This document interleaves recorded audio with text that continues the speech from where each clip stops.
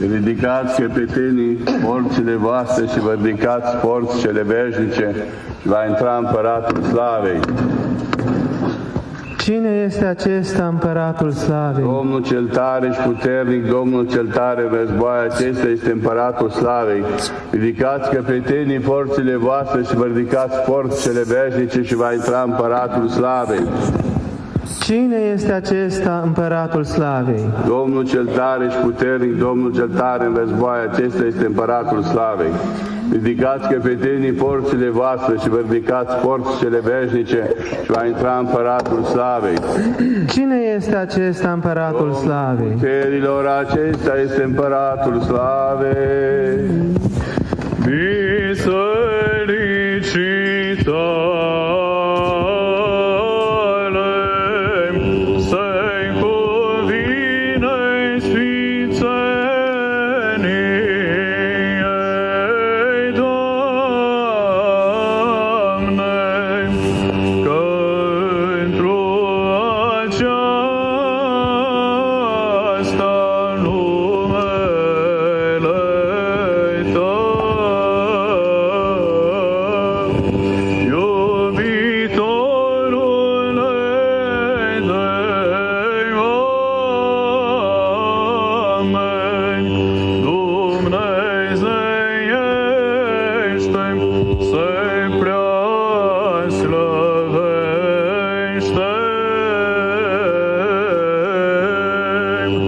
pentru aceasta